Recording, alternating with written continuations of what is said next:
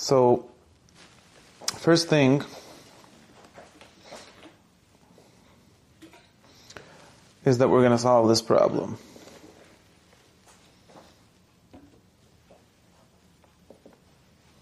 Should solve it?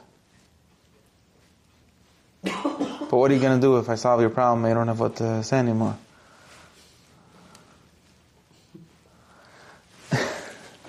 So I want to solve this problem, or at least try to solve it. Which problem? The all or nothing problem? Ari's problem.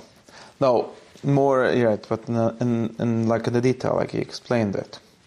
That we had a Tana. What's the Tana? It says in the first sheet.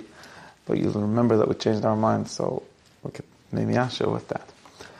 But in the erste sheet steht that let's say things. Forget about self-referencing. That's called self-plagiarizing. It's not interesting. You're not supposed to do that. Let's just say the things as they are. There's a problem. What's the problem?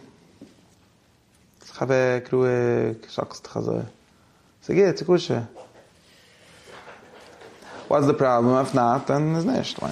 What's the baya that we have? The baya that we have is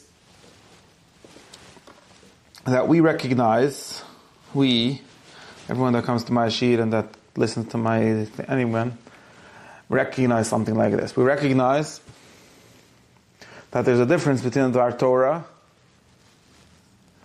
and a thought. Stimmt? Everyone here recognizes that. There's a lot of levels of Dvar Torahs and a lot of levels of thoughts. But we recognize this chilik. And our whole Medrash is based on the chilik, right? We're il la machshava, we're not divrei Torah la machshava. The whole thing is based on the chilik between Ian, which means Ian. What does it mean in this context? The word Ian means Analyzing. Shmuley, does Ian mean analyzing? I don't think so. Okay, so what does it mean? I think Ian means I'm trying to find a better word than deep or immersive, or I should say real thinking. Okay, I don't like the word analyzing. Let's say contemplation. Okay? Because analysis is one very specific form of contemplation, which is taught in BMG or Brisk or wherever, and it's not all of it or even half of it. So let's find a broader word like contemplation or thinking, like you said. What's the difference between the two? So let's see if we could see. I'm just giving words now. Let's see if it helps me. If not, then it's not. Point is that there's a difference between Divrei Torah and contemplation, okay, and thought. Now, what is the difference, and what needs to be done in order to achieve this level called contemplation or true thought, versus the level called Divrei Torah? Right? That's the question. Until here, everyone is masking? Yeah, that's the question. You should take note with all my things. That's the question. So, so we're going to try to go backwards and forwards, right? Well, let's try to both figure out what we're assume needs to be done for something to be considered contemplation or real learning or real thought versus something else. And maybe we'll also know what it is, this real learning, right? These are two different questions, the how and the what.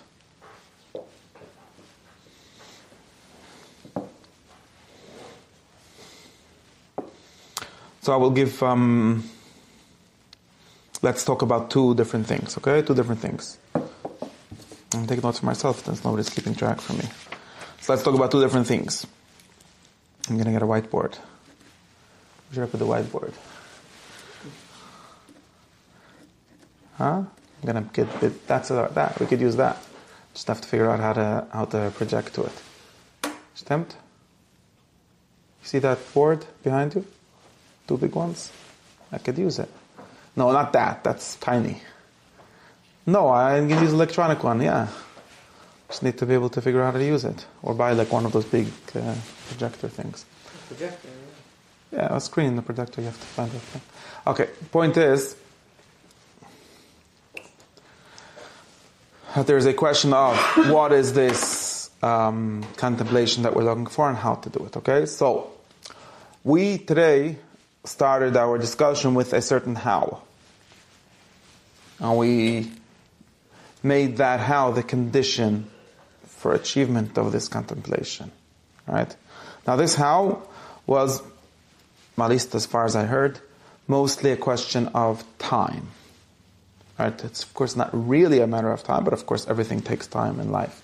So we said, Ari said, since our Bris Medrash is contemplation of thoughts and not repetition of thoughts or kol divrei Torah, and it's got to be yeshiva. And what does it mean that it's got to be yeshiva? It means that it needs a lot more time than currently available for him. Maybe not for me, whatever, but for him. Stimmt? Is that what you said? Consecutive time. Okay. Different. Okay, consecutive time. So it needs consecutive time. Needs a lot more consecutive time. Maskim? Okay, so we're maskim. Very good. Now, but basically time. Long, uninterrupted time, whatever it is.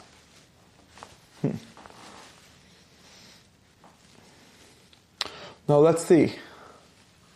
Is this true? Is it true that we need a lot of consecutive is a weird word. What's the word I'm looking for? Uninterrupted. Retzufus. Yeah. Retzufus, How to say it in English? Sustained. Sustained. Something like that. Yeah. Durating. Sustained. Duration. Yeah. Okay. Is that true? I mean, is it true for this purpose, right? Of course, I don't think we need to prove that in order if you want to know a lot of things, for example, right? If you want to know a lot of things, you're going to need a lot of time just because everyone according to their speed of, of processing information or receiving information. People have different speeds of that, but whatever your speed is, nobody does it instantly or without time, so it needs time. So if you want to learn the whole Shas, you need a certain amount of time. Which amount? Whatever. Figure it out. But some amount of time, right? That we agree on, right? But that's not our point, right? Why is it not our point? Why is that not relevant to our problem? Because we're not looking to complete. Right. We're not looking to download encyclopedias into our head. That's not what we're about. Very important. Right? So therefore, it might be necessary to download an encyclopedia into your head, by the way. Right? It's just not the goal. It's not the point, but it might be a necessary condition in some sense. True? Why? Everyone just agrees to whatever I say here. Why might it not be true? Why? Even though we're not looking to just have encyclopedias in our head, we might need to have encyclopedias in our head. It makes sense that a condition to thinking good thoughts is to have good things to think about. Okay. No, that doesn't sound like a good reason. Things to think about. There's an infinite amount of things to think about. Right, but that's true. And they're very accessible. Yeah, I don't mean that it's a matter of brute information, like any kind works, but there's a prerequisite, right? You can't think with an empty brain. You have to think about something. Okay, but we're talking about like human adults that already have all the training that normal human adults have. Besides for the university people, not normal human adults. I mean like normal ones. You know enough, I think that you should have enough data, right? Of course, what you're saying is that we need to start off with some data to think about, right? Said, we're pretty sure that we have enough of that. Don't we? And what are thoughts about? About the trees and the birds and all kind of things of basic daily life. It's not necessarily about some esoteric data, right? Is it?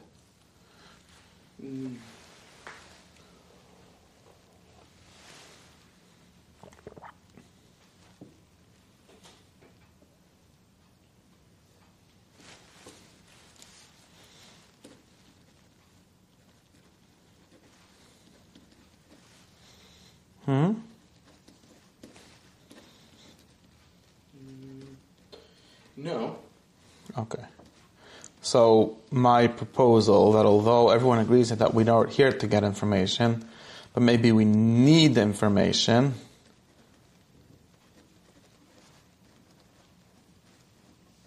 right, as some kind of necessary prerequisite.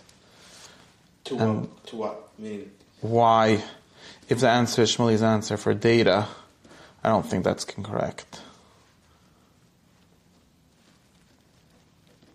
So we're going back to the idea that we don't really need any more information that we already have.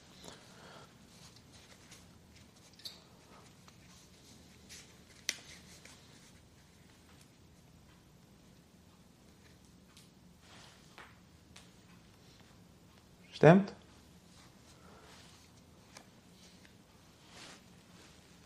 We need information. We're missing any information.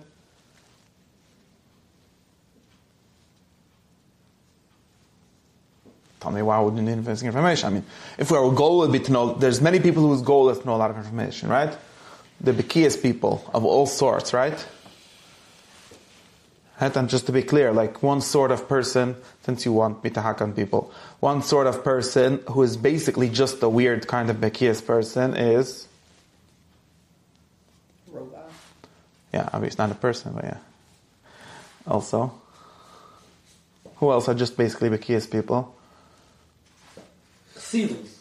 No. That's what like, no, not Amulti Chassidim. Chassidim, like neo-Chassidim. Like No, the smart people that we know. Right? All the people that read Mark Shapiro's books. And love them. Those are just Bekias people of a weird sort, right? Instead of knowing the whole Shas of Becham Kanevsky, you know a bunch of random facts about Rabbi Weinberg in Germany. Oh, the history guys. Yeah, which is all the Oviklete people in Lakewood. Right? They're just Bekias people at the end of the day. In other words, they're here for amassing information. They think they very much like information, and they think that, the yeshiva, they don't teach you all information, so we're going to get more information. Right? Yeah. And since we said that we're not here just to get information, one of the things we're not for, maybe we don't really agree on that. Or maybe we don't really agree with that. But if we assume that, then that's not what we're looking for. So we're not missing any information. Number one, because we're all human adults and basically have all the necessary data to be a philosopher, right? Remember the difference between a philosopher and a math professor, right? And a hard science person.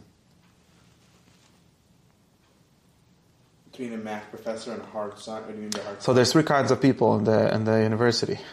One are the chemists and biologists and physicists and things like that. Those people are very expensive. Why are they very expensive?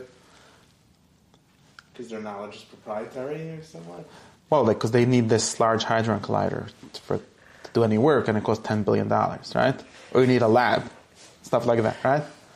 So they need a lot of tools, right? Because they're just about going out in the world and finding out more facts. And sometimes that's expensive, because not all the facts are, not everyone's a Chaim Kanevsky whose grasshoppers come to their table. You got to go to the grasshopper, and it costs plane tickets and stuff, right? Then there's mathematicians. Mathematicians don't need to go anywhere to do their work. What do they need? You just need a pencil. So they need a pencil and a pen and a wastebasket to throw out all their equations that didn't work out. Now philosophers, they only need a pencil, they don't even need a wastebasket. That's an anti-philosophy joke, by the way. Alright, that's where, like Yana said, the sheer kan bed ugefrekt, it only get longer. Yeah, Vilpel. Point is that in order to think, there are no prerequisites, right? This is why philosophy is the only truly egalitarian chachma. Right? That's why it's called the humanities. You only got to be human for it. At least for the basic data that we need. Maybe there's some esoteric parts that you need to find out how many moons Jupiter has to do, but for the more relevant parts, you don't need to know anything, right? Make sense? Don't need to know anything, you said? Or don't Exactly. need to have anything? Have any information. That's why that you kind don't of need knowing. data. We have enough data. We may need start with data, theoretically. You're not starting from some empty mind flying in the cosmos, but you're starting with being alive as a human being and having all the normal experiences that normal human beings. You're an adult already, right? You're not even just like a child trying to figure out how balls bounce and stuff. You already sort of know that. And then, therefore, you have basically all the information you need to know. You need to work so with. a child can't in any way? Let's make it more simple. I don't know. Maybe not. Right? Even in reference, since we're not just, we're not even sure, but assuming. Assuming that we're trying to be a bes medrash, which is to think about Jewish stuff. In other words, the data that we think about is not only, I'm not really sure about this, but let's assume that the data that we think about is also all kinds of things that exist only within the tradition called Torah or something like that. Are we missing data for doing that?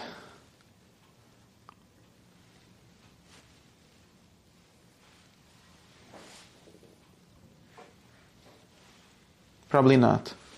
At least not in order to begin, right? Because remember, the philosophers are the kinds of people that want to know simple stuff, right? We didn't come here to find out the difference between Rav Chizdoy Kraskas's seventh argument under Aristotle's Pshat that Rambam brought and the Ran's 14th argument that goes against it, right? That's not why we were born. Would be very cool, but in order to care about that, you have to build it up all the way till that. And anyways, we're not there, right? We're here to find out the most basic stuff, which nobody knows. But the data for that we have, right? In other words, like basic. At least all of us, like I assume that we're human adults and have the kind of data that normal human adults have. I also assume that we're, in the sense of the people here, normal Jewish human adults who have sort of the Jewish education. You all went to Sunday school, right? You know what Shabbos is and Tefillin and, right? That there's mitzvahs, there's mitzvahs aseh, mitzvahs lo aseh, all kind of things like that everyone knows. So we don't really need to be taught those things. Of course, we don't know the whole Shas, but pseder. That's not the point right now. So we don't need that kind of information either. We already have it. So it doesn't look like we're missing information for my purposes. Unlike what I said earlier. Unless one of you disagrees.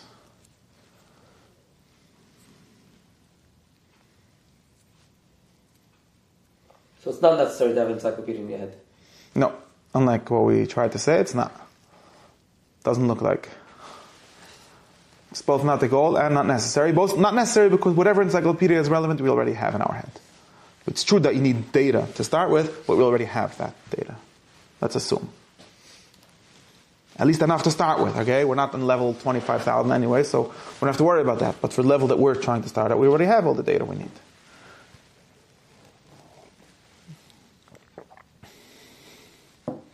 So if the argument that we need a lot of uninterrupted time in order to, to study, to read a lot of books and to know a lot of stuff, that argument is not correct. Because we don't need the consecutive time for finding out information. Right? Okay, of course not. Very good. It wasn't so simple. I just spent 10 minutes to figure out if it's correct. But let's say. In other words, if we would have a yeshiva, right? Remember, we started off this discussion by saying that we're trying to do something. We're not really yet sure what that something is. We seem to know a little bit more of how it should be done than what it is. And one of the how, which is a normal procedure. I mean, we start from what we know. And one of the hows that we know, according to Ari Weingarten, is that it takes more time than we actually are giving for it or have. Now we're trying to figure out why we need more time. And we thought maybe we need more time. And this is true for yeshivas, right? In other words, the reason why about Shuvah, like your example, has to go to Esha Torah, is mostly for the information. Right? There's other reasons maybe also. But mostly, and it's true, if you want to become a medium level, knowledgeable Jewish adult, it takes a long time because the Jews have had always a lot of pens and printers and stuff, and they've written all kind of too many words. And therefore, in order to become reasonably knowledgeable, you have to read a lot. Really a lot. That would be a good reason for doing a lot of reading, which takes a lot of time, interrupted, uninterrupted, whatever. It takes a lot of time.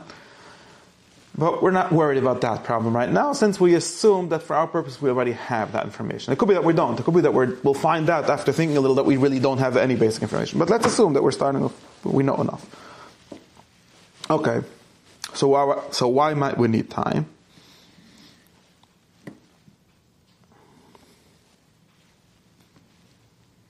contemplate. Very good, to think. How much time do we need to think?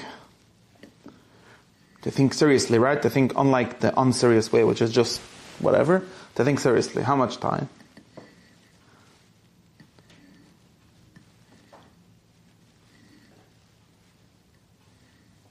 Depending on what the information that you're thinking about is. In other words, you're saying a shiur, right? And I need to remember that shiur, right? Not remember it as information, understand it well, and like it should be quite within me, whatever, right? I should grasp at all of the things you said. Yeah, that needs time. That needs like chavrutzashaft to talk about it. To again. All right. Okay. So, what's my next question? What should my next question be? How many different kinds of ways do you have to learn about the same thing? Trying to figure out how much time we need. Though. I think, like, for example, the way the yeshivas are set up with the Shina and Chavrutzashaft is a good thing. I think in some, it's there's a benefit to learning from, and there's a benefit of learning with. 100%. So we need a chavrisa. Okay, wait, that's a different question. We started talking about not having enough time. Now we're talking about needing a chavrisa besides for a shir. That's a very important point. No, because the chavrisa is just a part of contemplating. Yeah, but wait, it's a practical thing. We're starting with practice, right? Okay, very good. I'm asking. But chavrusas in yeshiva, they're all trying. They know the end game already. They're just all trying to get there somehow, and just by finding it out, they know they're going to end up getting there. There's exceptions. Right? There's exceptions. It's different. So I'm talking about the real way of learning, not the how so many Yidden learn. Like the point. So wait. We got into discussion of chavrisa. Right now we just started talking about a very specific, limited problem. That there's a shir every Wednesday night in Yitzchok Lowy's house. It lasts for about an hour, maybe an hour and a half if people are in the mood. Not really more than that. If you add all the schmoozing before and after, you can get to 2 hours. A good day. Okay. And that shir is based on this like demand for serious thought. I like the word serious thought. And turns out that shir, by the virtue of what it is or by how much time it is, can't actually accomplish its goals. Seems like a very pertinent argument because I'm wasting my time. Right? Since the goal is to get serious thought, and 2 hours a week is not enough for serious thought, according to a psak halacha brought here by Rabbi Vadi Yosef. I don't know. Who said this psak? I don't know.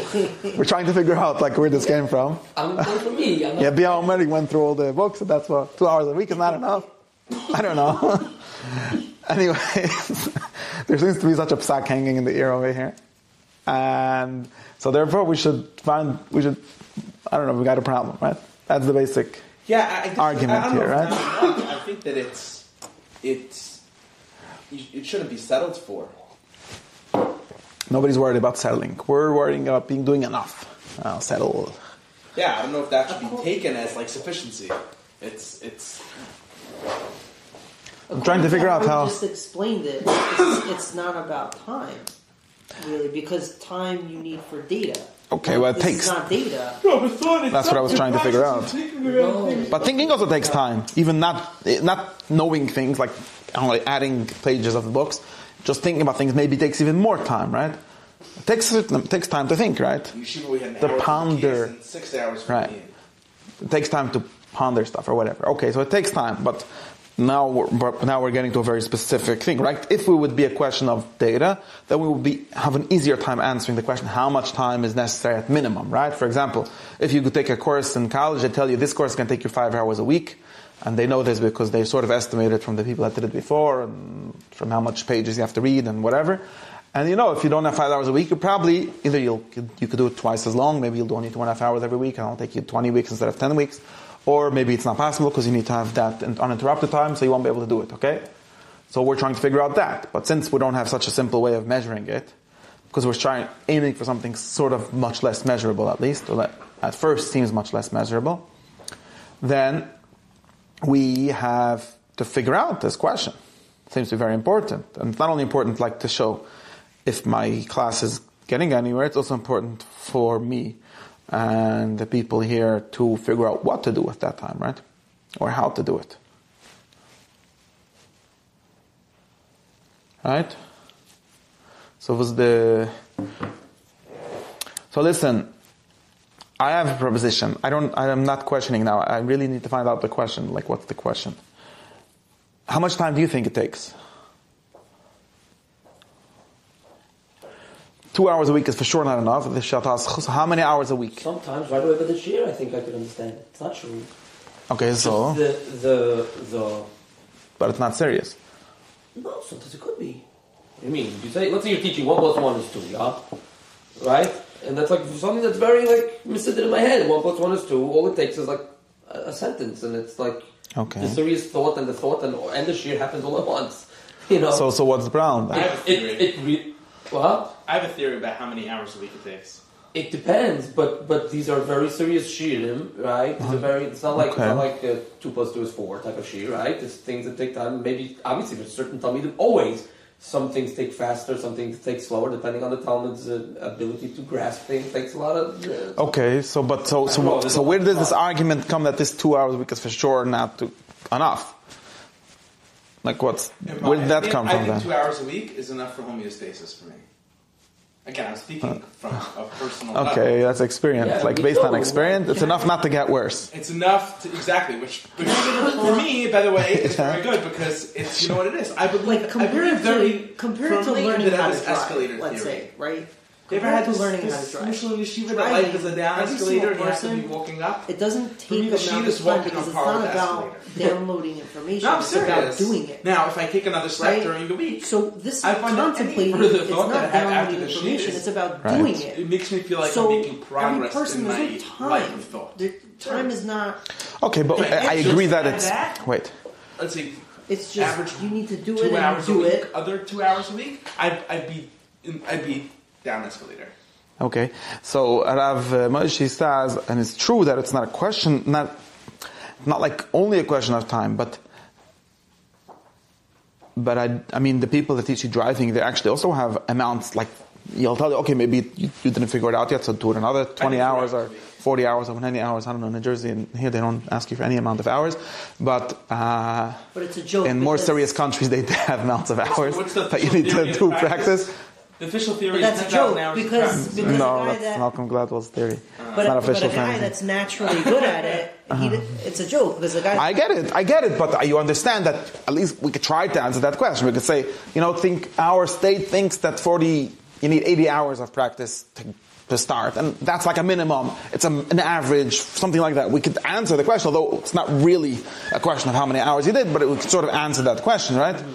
And that's what we said. We're starting with a practice, right? We're not starting with a what, like a theory. We're starting with a practical question. So, I think we're just getting from you and from you, we're just getting these answers that it's very variable and depends on who and what and so on, and that's obviously true. But then we don't have, how can I make progress here? I need to find out if my sheet can accomplish anything or not. And how, and just saying that, everyone is different, and some people are very smart, and some people already have background, some people, okay, those constraints are true. Those are going to just complicate the discussion, but that's not helping me, right? I have a very simple question. Question is dust up, pen, paper, what do you need? Make the math, here. There's pens in that drawer, there should be.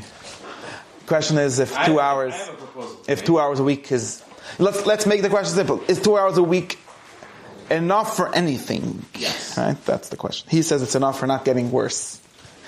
Yeah, I think Okay. that's extreme. Not only that, but it's enough that it's not getting worse in the sense that if I have 2 hours elsewhere, then I have tremendous gain. Oh, it's a minimum for something. Okay. I think it's a minimum, yeah. I think it's a minimum not to backslide. But then Ari's going to say, that's good for you who already started somewhere and just needs to not backslide. What about all of us who need to start somewhere? It's that if I put in additional time, I feel like it's progress. It has the benefit of being 2 hours of thought, and it also has the benefit of being the first 2 hours of thought in some weeks, or the second 2 hours of thought in other weeks. Right? It's not, there's nothing in these two. I shouldn't even say that, because I do think that there's something about being taught that I need anyway. Meaning, I do think that you're capped if you're not taught. Like, no matter how many, I could probably learn 20 hours a week without a sheet, and I could learn 5 hours a week with one, and I'll feel like that 5 hours a week is better. That's just how I feel. What would you say to yourself? Not just how I feel, but I think that I can actually explain why. But what would you say to yourself if you were starting out here, though? I would say that 2 hours a week is a lot of time. Well, it's also enough, you say? It's too much. Probably too much. I think that, like, with things, especially taking on new approaches, I would say that there's actually a maximum amount of time that learning is productive. I think it's you need the kind of exposure that lets you adapt to an idea and not be overcome or have it impressed on you.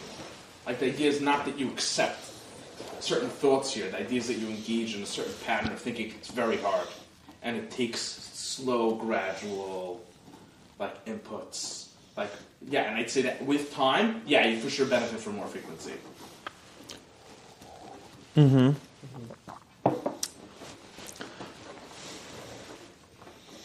Okay, Ari is calculating for us exactly how much time we need. You figured it out? Submission! First we have to check to see if it was AI written. Okay, so wait, that's a very specific, that's another, and I have a bunch of things on the side. One, this, two, there's the question of chavrisis, all these things are different questions that can be sort of easily solved. If you want to do an hour on Tuesday nights, if you want to do an hour Tuesday nights, these are things that can, practical things that can be solved. But we're talking about time right now, okay? Right now we're talking about time. So afterwards we'll talk about all the, like, different practices, like you need a chavrisa, you need first the leinung, and then you need the shir, clearly, all of those things. I'll mask him with, all these things are other discussions. First we're talking about the question of time. So, and I actually think that the question of time turns into, like, the most basic question. Why is it the most basic question? Because that's the problem we're having, right? Because all of these things, when you say, well, you need first seder, you need this, you need that, all those things are going to end up saying, but they need time, and since I've got to build buildings and the rest of my free time, I don't have time for that. So we're back to the question of time, right? So we have to solve first that question. Or at least know something about it, figure something out. So I would propose something like this, okay? I propose, firstly, I very much like what Shmuley says. Firstly, I would propose, let's find out what the maximum amount of time that we can do this. What's the maximum amount of time? Wow, I already finished those pages. What's the maximum amount of time? I think... At what stage? Okay, that's true discussion, but some kind of maximum. And for what lifestyle? For our lifestyle, for a working lifestyle. No, a maximum amount of time for a human being. Let's say you were on a retreat, and everything is taken care of. What's the amount? How much time can you think for a day or a week? This at least gives us some boundary of what our aim should be. Don't give me quotes that I get you. Tell me what you think the reality is. It's true. I think 8 hours. I think 8 hours is true. All of the day. Yeah. I said most. Most of the day. I think 8 hours. How many hours? I have nothing else to worry about. What do you Nothing think? else to do.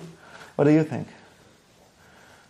How many hours? Let's say we give you a yeshiva bocher, right? Basically. So I think like this. I think there would be most of the day there would be contemplation going on here, but not about the same thing. Okay. And if the second is not about the same thing, that's already a problem, right? Meaning, if I'm trying to find out like what is he saying, and I'm starting to like go off and thinking about the trees and the stars and whatever. Because I'm like let's say a natural contemplator, let's say, and I'm on a retreat, so I'm just going to be contemplating about everything. Yeah, but that's not going to help me for this, right? It's a certain type of midah to be able to like be mitzvah myself to a thought, to contemplating about a certain thing. And how many sustainable hours? Let's say. Okay, like so me, I don't think that I can. Like I had like this. You just try to get 3 hours out of a 3-hour seder. That's psycho. Like, that's not for people. I don't know what planet is on. I just started hearing that thing. That's total nonsense. Like, if I could get, like, an hour and 20 is like, whoa. Like, a real engagement. Like, actual engagement with the thought. hour and 20 is like Sure, absolutely. probably like Okay, so this so very good. I got. I think. Okay, so right, Like so 6 minutes. so this problem that very good. So we're I'm getting not joking about one. so we're getting somewhere because so you were saying that you would think all day, but then it turned out that you can't think all day. And why can't we think all day? Why would your mind go where? Why? If I'm on a retreat by myself, Yeah. I can. But that's the point of a yeshiva. No. Let's say you're in a That's retreat. the whole thing. That's the whole point. Oh, but in the yeshiva you could. So wait. Each other like In the yeshiva, you- It goes up. Okay. It goes up from 40 minutes. Okay, so all in the- together with someone else. Wait, it helps you with the to- chavrusa, So- good seder is an hour and 20. Without, it's 40 minutes. So in the ideal condition, yeah, very good. In the ideal condition, where there's a chavrisa and everything, how many hours a day could you think correctly? Like engaged in thought. Yeah, like productive, right? Not just. I mean, everything is productive at some level. We're talking about like the one we're 3 aiming hours. at. 3 hours a day. 3 hours, yeah. Max 3, yeah. I don't know. I don't want to guess. I don't know. I really don't. I'm. This is just. It's. I wouldn't say it's a guess. This is a proposition. Say 3 hours. It's a guess. It's a It's a claim. guess, yeah. Yeah, but it's a claim, right? I'm not putting it forward as a blind guy. I think, like, just based on, thinking about, like, my days in yeshiva when my Rebbe was smiling at me aggressively. That sounds creepy. Yeah, it was. It was. I'd say, 3 hours. Okay, so listen, my dear friends. I think that people are way optimistic. I don't know why I think this, but that's what I think. And But also, this is just a claim. Also, I don't have like a way of proving it, showing it to you. Yeah, I think that you're all being very extremely optimistic. I think that, and I'm gonna like heighten the criteria, like to make high demands in order to say this. But I think that like very good, successful thinkers and people that have been doing this for a long time and a good day means they don't have anything else to do that day. Not that they have time, they don't have anything else to do that day. Just a different thing from having time. And I think that you can manage like 45 minutes of thought a day. On a very good day. Okay, but You said 3 hours with a how much chavris. surrounding infrastructure do you need for that? Meaning, how much time do you have to spend sitting in front of the book? Oh wait, Yeah, that's 45 minutes. okay, wait. I don't know, but just to say, I think a chavrusa or a model, a yeshiva model, could help you not wander off in your thoughts. I don't know. I don't see yeshiva. That's what I'm saying. yeah. That's what I'm saying Wait. about All these yeshivas. things might be Which is useful. Your idea is to have this as a yeshiva. Wait, don't bring me my ideas. We're here today. We're not 3 years ago. Okay, 3 years ago is dead. Oh, you don't want that? Okay, fine. No, you're saying my idea. Let's try to think. 90% of yeshivas has shir mechavusa. The other 10% is the other people that float around. Okay, so listen. Why am I getting at? What do I want from all of this? You're right that there's ways to help. I'm not saying that you don't need support and things like that. What I'm thinking is that since there's a very extreme limit to this is actually why you shouldn't go to yeshiva. This is a claim that I have in my head. I don't know if it's a good claim, but it's a claim that I have in my head. In other words, I'm trying to build up this claim now. If it would be the case that you can learn for 10 hours a day, like your mashgiach and yeshiva Ketana told you, and you could do it when you're 14, because why not? You got nothing else to do, right? Then 100%, we should all go stop whatever we're doing now and go to yeshiva. I mean, it's much more, okay? Nebuch you can, it's a big problem. Since I think that this is not actually reasonable, not humanly possible, or maybe possible for someone that trains for years and years and you can get into 2 hours a day instead of 1 hour according to my... But really it's not. Therefore, I claim, there's some jumps in this thought, but I think that maybe that absolves us from this need. Okay, but I think there's something that has to be figured out, though, which is when I had that great 3 hours, right, which actually consisted of an hour and 20 minutes. Why? Because there's some level of warm up, there's some level of familiarity that you have to have with, let's say, even the language of the book you're reading, right, or trying to study, right? A certain level of recollection of its contents. It's true, you don't need data, but you need an acclimation.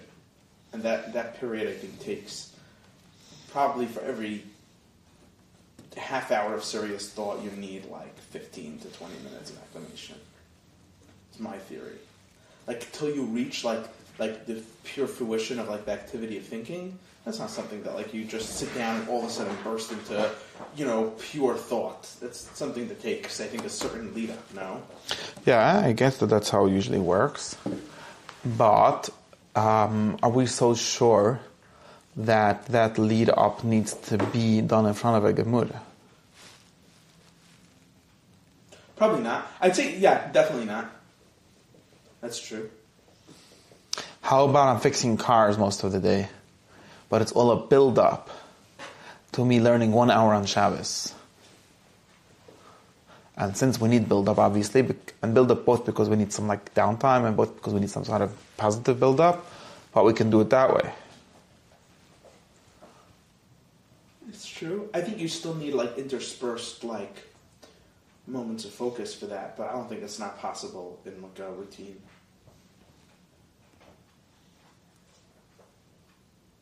Like if you go the entire week and you never think about anything until Shabbos hits, it'll be a spike, but I don't think it'll be a. But that's not really what happens, right? Because what happens is the other way around, right? Even for you. Meaning that what that you. Meaning that like Rabbi Yisroel Salante's mass, right? Was Rabbi Yisroel Salante gesagt? That a Yid came, they told you this mass in Yeshiva, that a Yid came to Rabbi Yisroel Salanter and asked him that he only has half-hour day to learn, he wants to know what to learn. Should he learn halacha or musar? Because Rabbi Yisroel Salanter was all about learning musar. And this guy's implied claim was that musar is this kind of luxury, advanced thing that you do when you have Yeshiva all day, so you can do a half-hour musar seder. But I'm a balabas, and I need to know halacha and stuff like that, right? So what's Rabbi Yisroel gesagt? That learn Musa, and then you'll find out other time. Yeah. Learn Musa, you'll find out you have time for the other things too. That's just said in the form of a joke. But I think that if you really care about this, what he's saying is that my Musar is not a closing kind of thought, it's an opening kind of thought. Right? If it would be the kind of information or halacha, if you have to know a certain list of halachas and it takes a certain amount of time to repeat them enough until you remember it, then you're going to need a certain amount of time, and that amount of time goes against, it's in a zero-sum game, conflict against the things that you're doing, spending the rest of your time. But since what I think Musar is at least some version of thought, right? And which means that I'm going to tell you, and you must say that it's not to finish the whole Mesilas Yesharim or whatever, it's to like sort of start thinking about what you're doing with your life and where it's going and what is the point of it and how is it should it be better organized and things like that.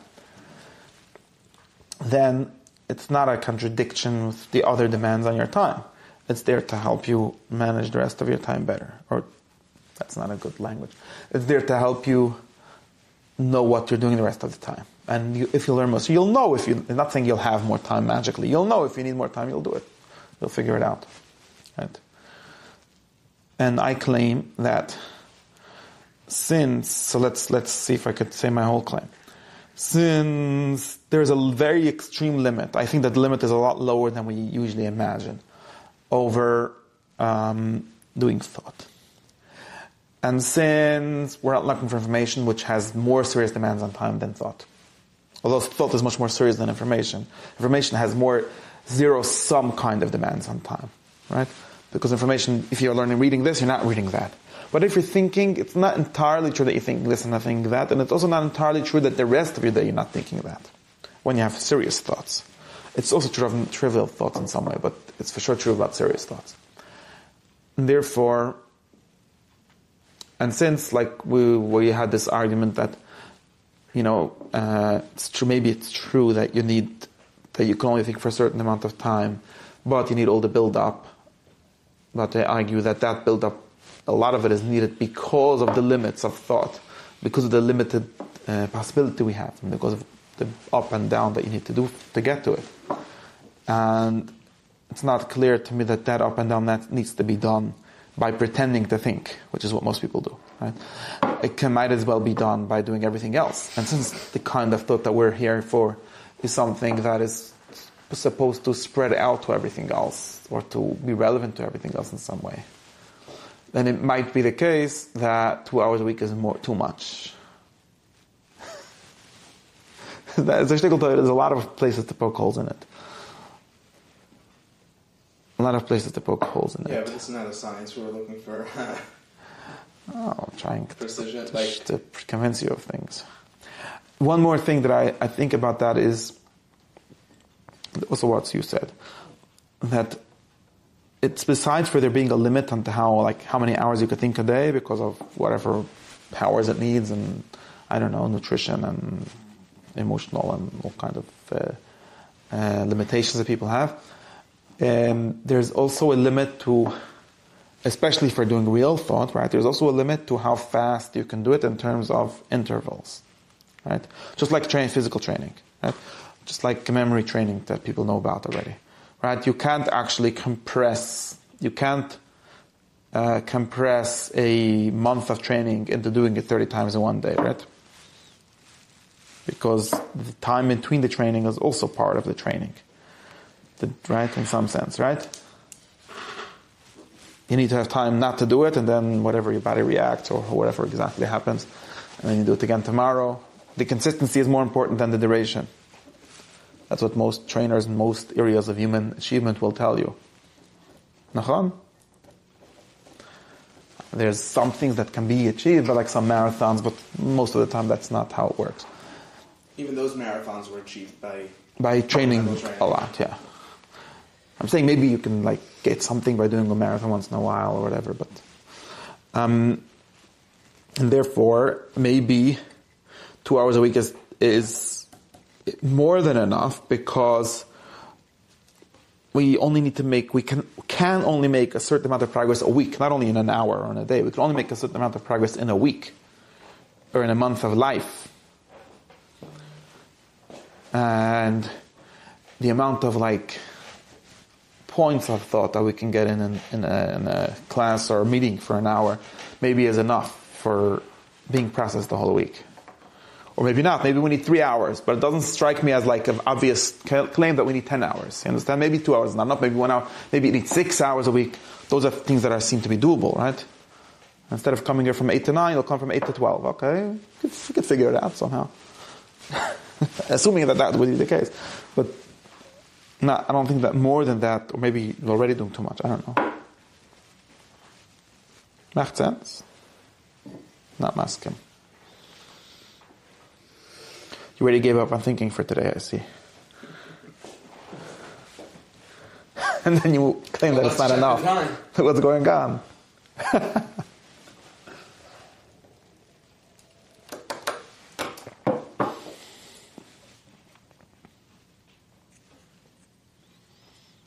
To loop back to the basic original, you'll listen to me now for a second, and then we'll see if you want to think about it.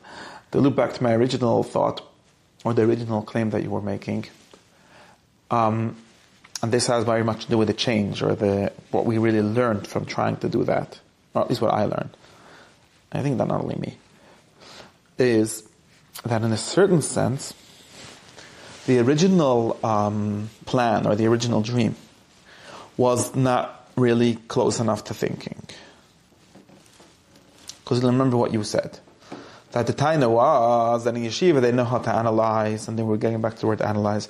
They know how to analyze the difference between the Rashba and the Ritva, so that at least they claim to. And they teach you how to do that, and try to find these reasons why the Rashba has this shit and the Rambam has that shit, and so on. But nobody does this for more, and seemingly more important sugyas, like how many gods there are. Right? Now, it turns out that analogy is not a good analogy. At least not in the way it was made then.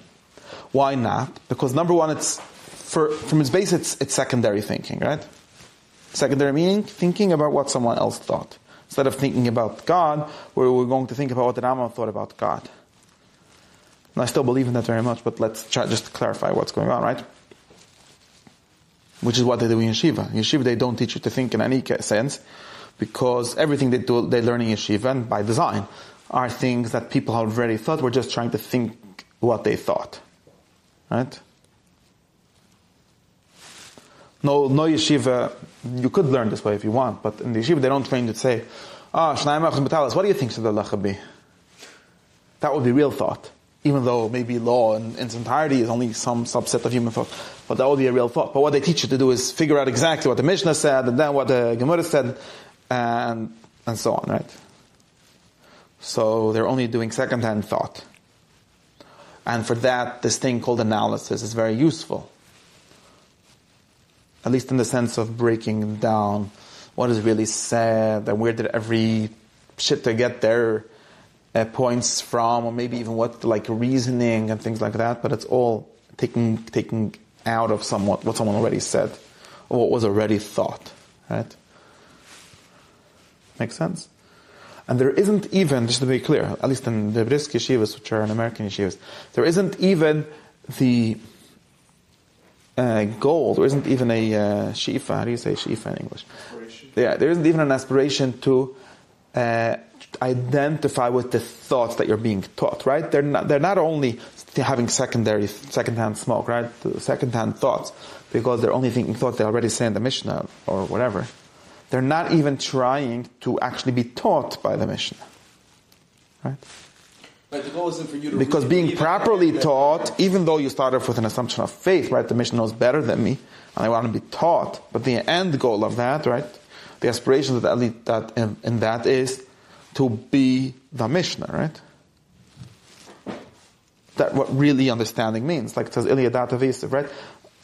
To be, if I would have now, after, of course, I couldn't start that off that way maybe because I'm not that smart, so I need to be taught how to think. But now that I've been taught by the Mishnah how to think, if you ask me what Shnei Avachim B'Talis should be the halacha, I also know. This is a big problem, halacha, because everything is a machlokes. So what would you say? Like this shit or like that shit? Okay. But you understand the point, right? So they're not even being taught by the Mishnah, right? And therefore applying that kind of analysis, which is very good. It's true that most people are not even doing that, right? But applying that kind of analogy to so-called machshava or theology would be a nice thing to do. Maybe there are some people doing it.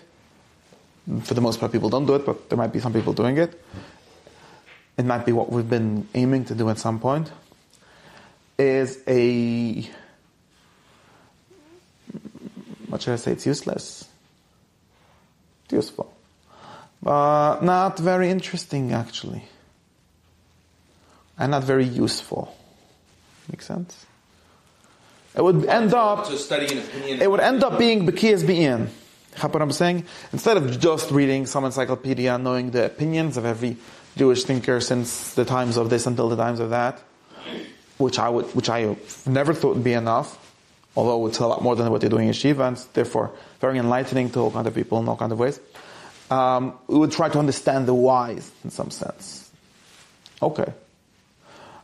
But that would still be a why of why someone thought that, some thought, and this basically be academic, right? An academic exercise, and not something more than that. In other words, not the true thought that we're talking about now, right? You mean like contemplating everything? Everything. No, I'm saying the things. The things, right? Yeah, the things, right? Because this is, right, now... I'm going to use an unpleasant word for this class, but I'm going to use it in hopefully a way. It lacks spirit in the sense that it's not... this is one of the only times I'd use the word spiritual. But it's not Avodas Hashem. Right. Sure, it's not Avodas Hashem. But I mean spiritual also as descriptive, meaning you're not trying to be imbued with the spirit of the idea. You're trying to...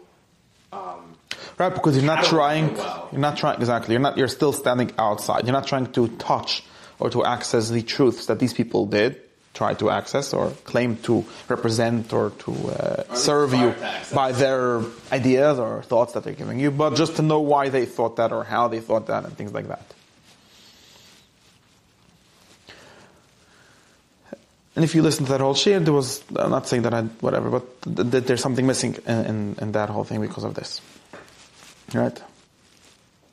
Now to go back to finish where we are now, we're not hit that this shir already said. Turns out that the people that I was criticizing them, in some sense, are closer to this, because at least they believe the things that they teach. And of course, like I said, they're not really taught because they still have to say the morale says. And if you're still saying the morale says, then you didn't learn anything. But in some sense, it's closer. But then it gets confusing way this. But to get back to our discussion, that would take a long time. We're looking for the morale says, should you say it too, ?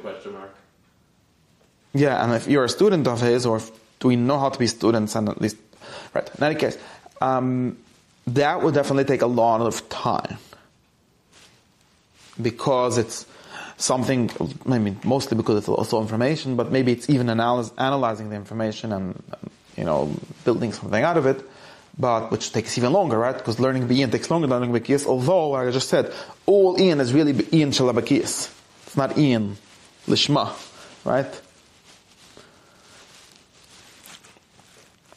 And that would actually take a very long time, and you probably do, it's true. For that, I might agree with your claim that 2 hours a week I don't agree that it's useless, because I just think that it would just be, because I have a different answer, like I was saying before. I'm not sure what I see a response to that, but I don't know. We can get back to that soon if you want, because it will just take a longer time.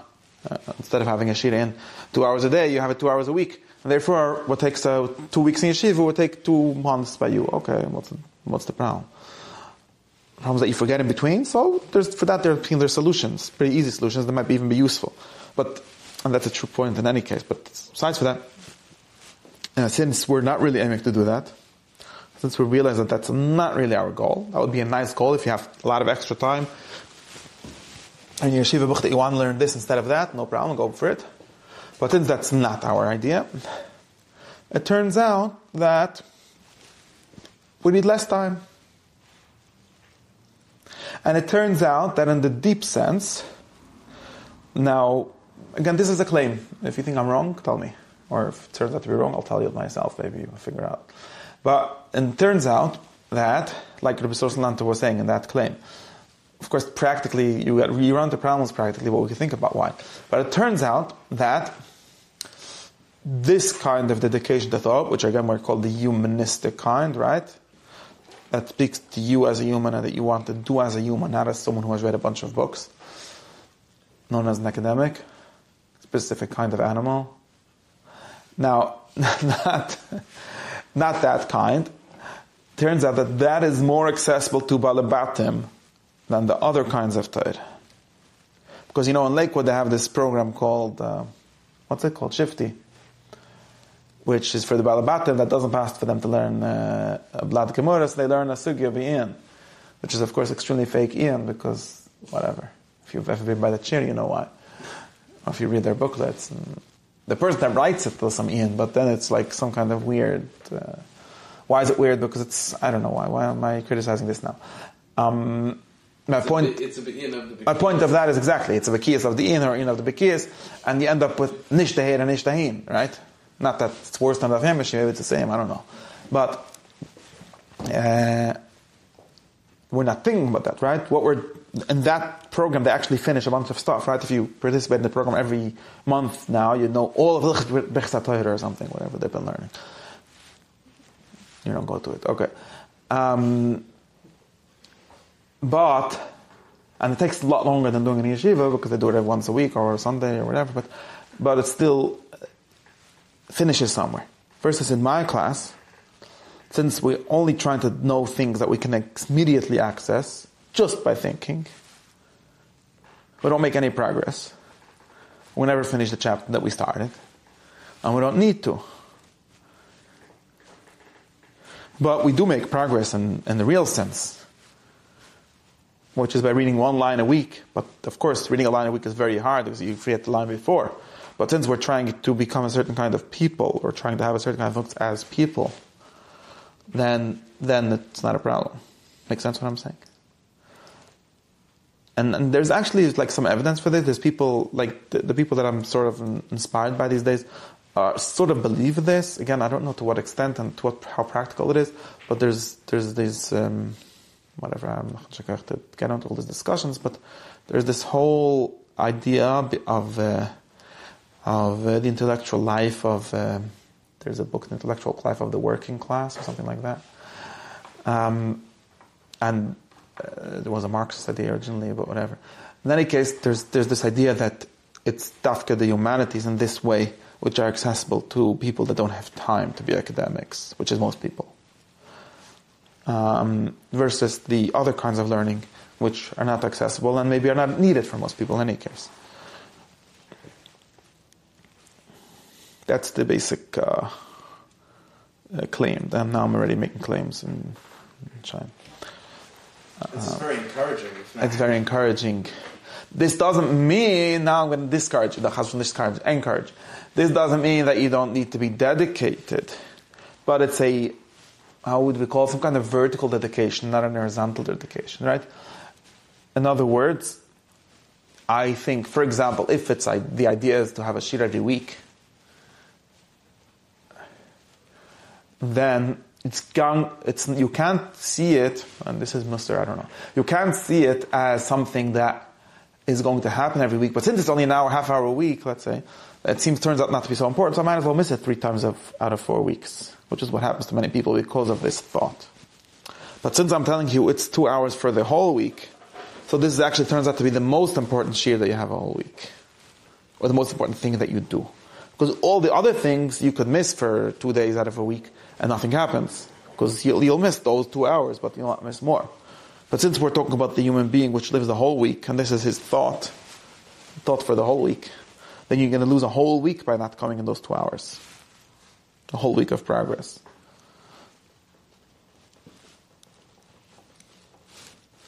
So it becomes even more important to take it crazily seriously.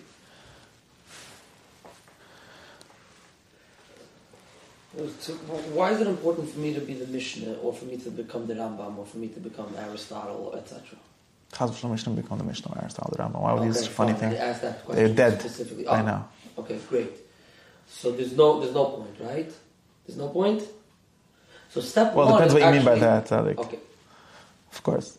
What? Depends what you mean by that, but yeah. I'm specifically asking this question. Tell me exactly what you mean by it, and I'll be able to talk about it. Okay, so you have this anoche that when I'm going to learn Rashi, I'm only analyzing the thing. I should start the Mishnah and say, hey, what do you think? And my question to you is, why start the Mishnah at all? Just contemplate. I already told you the answer to that question so many times. You keep on, oh my gosh, I'm not going to be able to do this because it's going to take me an hour to work through this with you, and I don't have an hour now. But just for the slogan, the answer is that you keep on, think about it yourself. No, I just don't have time now. Being taught, that's why I make this difference between being taught by someone and analyzing what that person said. Being taught by Rashi and by the Mishnah, by anyone smarter than you, which means basically everyone, because it says, is what you should be doing. Become them, right? I don't know what the word becoming them means over here. Being taught by them is a better word. I know I said it before, but it meant something. Being taught, if you want to be taught by people... their thoughts. No, not thinking... So we're getting stuck on the words here, so let's not say those words. Being taught by them, which means thinking the same thoughts that they thought, not their thoughts. You understand? Very big difference. Through me, yes, I get it. No, being through them in the sense that you need to be taught by someone, since you are not the smartest person to have been born since Udam Rishon. And therefore you want to be taught by people smarter than you, and also everyone is smarter than you. Not as in analyzing their saying, but as in being taught by them. That's the difference.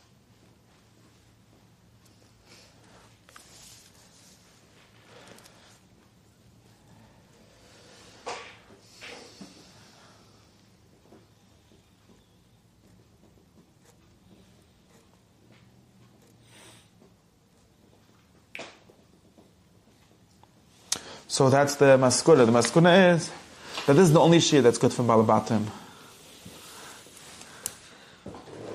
And it's like not a shir Ian, or it's not a shir Ian in the way that we thought it would be in the beginning. It's a shir Ian stam, not Ian birambam. Ian min harambam, but not Ian birambam. Right? And just be clear, of course, you still need to learn it all day to get anywhere. Machzik.